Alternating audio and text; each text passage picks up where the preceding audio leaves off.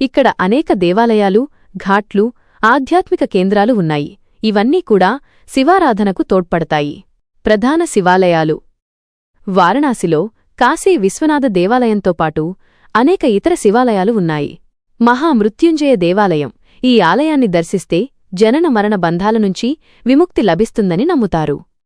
కాలభైరవ దేవాలయం. కాలభైరవుడు శివుని రుద్రరూపం. వారణాసికి ఆయన క్షేత్రపాలకుడుగా భావిస్తారు. ఓంకారేశ్వర, కేదారేశ్వర దేవాలయాలు. ఈ 3 దేవాలయాలు విశ్వేశ్వరతో కలిపి కాశీ మండలానికి ఆధారంగా పరిగణించబడతాయి.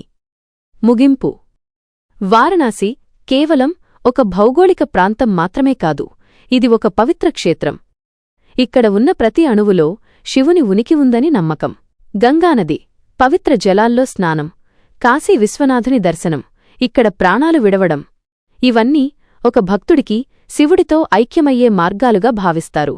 అందుకే శివారాధనలో వారణాసికి అత్యంత విశిష్టమైన, అనిర్వచనీయమైన ప్రాముఖ్యత ఉంది.